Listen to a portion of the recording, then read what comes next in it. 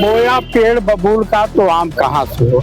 आजकल की न बच्चों पे भरोसा किया जा सकता है, न बच्चियों पे भरोसा किया जा सकता है, और ना ही सरकार पे भरोसा किया जा सकता। ये पढ़े लिखे जुडिशियल व जज जो जितने हैं, ये न्यायपालिका को अपने बाप की जागीर समझने लगे कि मैं ही विद्वान हूँ। एक भी हिंदुस्तान में इसमें जज उस कटघरी का नहीं बचा है जिसे जगमोहन सिन्हा की उपाधि दी जा सके। देश का रक्षा मंत्री राजनाथ सिंह, उसे तो ठाकुर कहने में भी मुझे शर्म आती है। दहेज के पर बलि चढ़ा दी जा रही है, इसको रुकना चाहिए। चाहे जज के घर के लोग आरोपी हों, चाहे प्राइम मिनिस्टर को, चाहे मिनिस्टर हो, चाहे एमएलए हो, चाहे अधिकारी हो, चाहे धन्ना सेठ हो, कोई भी हो, बचने नहीं चाहिए। कठोर से कठोर कार्रवाई होनी चाहिए। नमस्कार, मैं प्रज्ञा पांडे और आप देख रहे हैं एंटीवन मीडिया। जिस तरीके से अभी त्विषा हत्याकांड जो है वो भोपाल से सामने आया है, वहीं दीपिका का भी ऐसा ही कांड है। कहीं ना कहीं देखा जाए तो ये दहेज प्रथा जो है हमारे समाज पर हावी होती जा रही है। उसी के साथ साथ जो लोग हैं, लोगों के अंदर इंसानियत खत्म होते जा रही है। इसी को लेकर आज हम बात करेंगे। जिस तरीके से आपने देखा भोपाल में त्विषा हत्याकांड को लेकर रोज नए नए अपडेट निकल के आ रहे हैं। उसकी सास जो है वो जज भी रह चुकी हैं, उसके बावजूद भी उनके ऐसे बयान नजर आते हैं। उनका कहना है कि त्विषा ये नहीं करती थी, वो नहीं करती थी, अगर नहीं करती थी तो उसको समझाते, जो भी चीजें थी अपने हिसाब से करते। लेकिन ऐसा क्या हुआ, कैसी क्या मजबूरी आई जो उसने आत्महत्या कर ली, सुसाइड कर लिया? पहले तो मैडम मैं आपको चैनल की मैं आपको बधाई देना चाहता हूँ कि आपने एक बहुत अच्छी बात को उठाया है। और मेरा नाम एम लाल है और मैं आपके चैनल के माध्यम से कह देना चाह रहा हूँ, कोई व्यक्ति हो, चाहे जज टीवी या कोई व्यक्ति हो, अगर महिलाओं के साथ अगर कोई उत्पीड़न करता है तो वो ये सरकार कोई भी हो, उसके साथ सख्त कानून होना है और नियम। अरे आप अगर नहीं था, आप करें तो आप उसके बहुत से रास्ते थे, उसको मारने के क्या है, दहेज करने की, उत्पीड़न करने की क्या।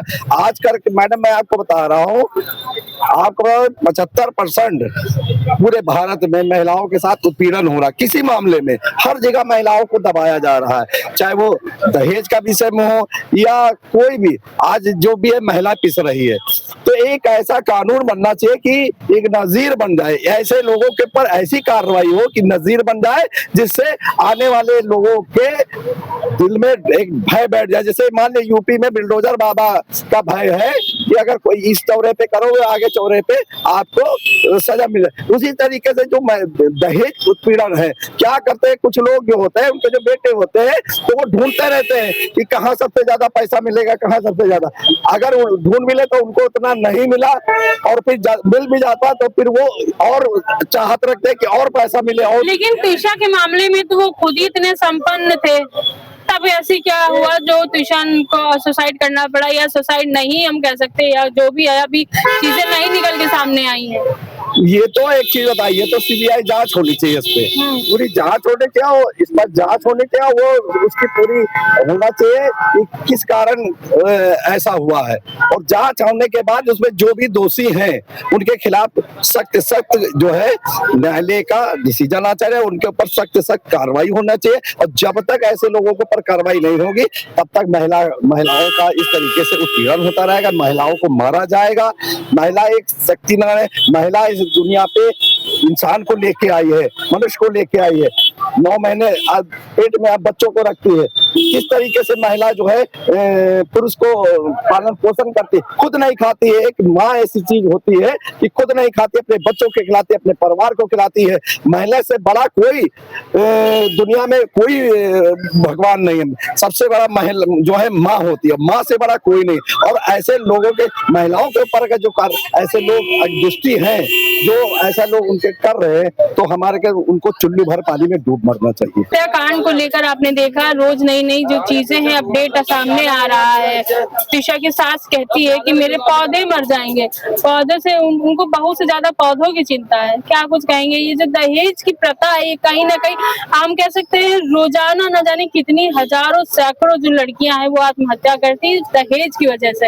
ये सरकार महिलाओं पे काम करती है, लेकिन कहीं ना कहीं आज भी महिला जो है उसके लिए कुछ नहीं। देखिए, ये घर घर की परिपाटी हो गई है। इनकी बेटी कहीं जाए तो सुरक्षित रहे, और कोई गरीब की बेटी अगर किसी के घर चली जाए तो असुरक्षित। तो मेरे कहने का मतलब ये होता है कि बोया पेड़ बबूल का तो आम कहाँ से हो। आजकल की न बच्चों पे भरोसा किया जा सकता है, न बच्चियों पे भरोसा किया जा सकता है, और ना ही सरकार पे भरोसा किया जा सकता है। जब तक दहेज प्रथा पर सजाए मौत का प्राविधान नहीं होगा, तब तक ये दहेज प्रथा रुकने वाली नहीं है। बेटी के बाप को भी दहेज नहीं देना चाहिए, चाहे शादी हो या ना हो। या जो बेटी तो उधर भी होंगी, तो जब शादियां लौंडों की नहीं होंगी तो लभेरिया की बीमारी पकड़ेगी, तो उसमें अपना तमाम लिविंग रिलेशनशिप दुका होता है, ये होता है। तो कुल मिलाकर के इस देश के जो लालच के पुजारी हैं, धन के लालची हैं, पद के लालची हैं, इन्होंने समाज को दूषित कर दिया है।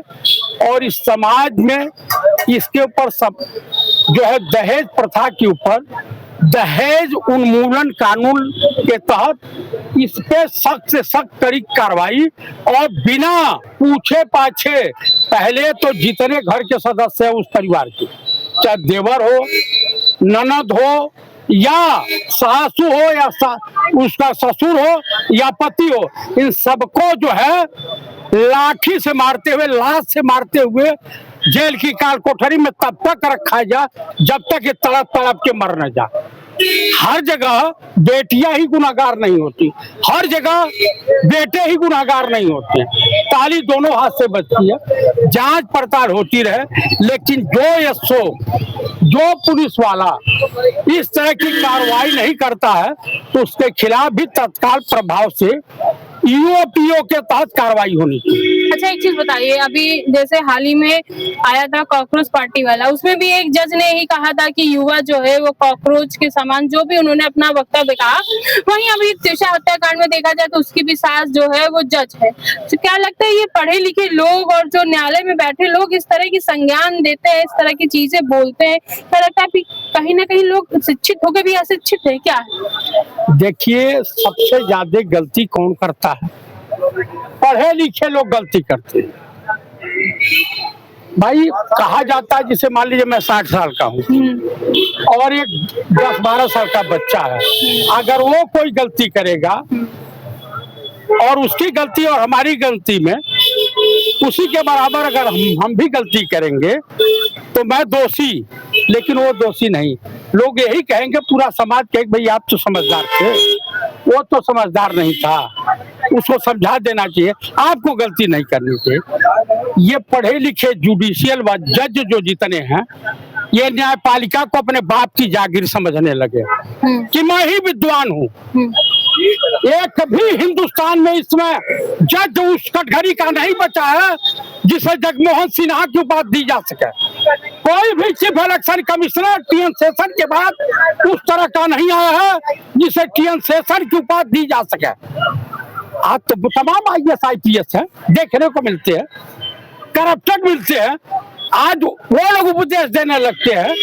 आप देखिए कि काकरोच किसको? युवा काकरोच है, छात्राएं काकरोच हैं, ये हिंदुस्तान के भविष्य हैं। ऐसे ही दलाल टाइप के इस देश में थे जो अंग्रेजों के तलवे चाटा करते थे, जो हिंदुस्तानी आंदोलनकारियों के ऊपर गोली चलवाते थे, इसी तरीके से बैठे हुए भ्रष्ट, जिन्होंने 52 साल अपने मुख्यालय पर तिरंगा झंडा नहीं फहराया, उससे बड़ा राष्ट्रभक्त कोई मिलेगा?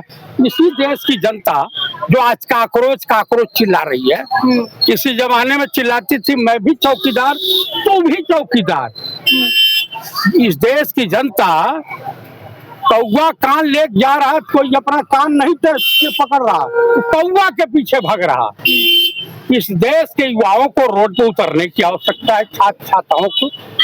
ये नीट पेपर जिस तरह से आउट हुआ, देश का रक्षा मंत्री राजनाथ सिंह, उसे तो ठाकुर कहने में भी मुझे शर्म आती है कि अपर कास्ट का है। उसने कहा कि ये कांग्रेस में इस्तीफे चलते हैं, भाजपा में इस्तीफे नहीं चलते हैं। हमारी बेटियां, हमारी बहनें कब तक बलि चढ़ेंगी। और ये ज्यादा करप्शन पढ़े लिखे लोगों में ज्यादा है।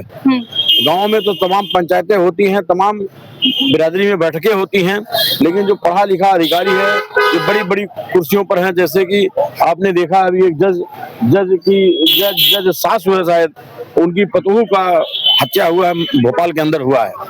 आज जो स्थिति है, अब आप बताइए कि जब जज के परिवार में सुरक्षा नहीं रहेगा, उसके लोग लालची हो जाएंगे, तो क्या होगा? ये देश कहाँ जाएगा?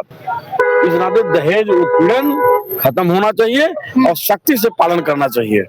जो दोषी हो किसी भी तरह से बचने नहीं चाहिए, इनके कठोर से कठोर सजा होनी चाहिए, चाहे वो क्यों ना फांसी देना पड़े।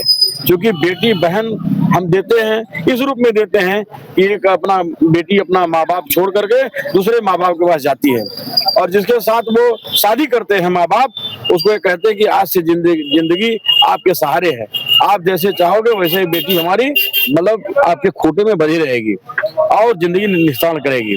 वो विश्वास पर देते हैं, लेकिन दहेज के लालची मानव दानों को रूप ले लिया है, जो दहेज की बलिवेदी पर उसे बलि चढ़ा दे रहे हैं। ऐसे में आज हमारा देश 80 साल आजाद हुए हो गया, देश मंगल ग्रह की तरफ जा रहा है। जो जिस रक्षक के हाथों माँ बाप अपनी बेटी का हाथ देते, वही भक्षक बन जाता है या वही साथ नहीं देता?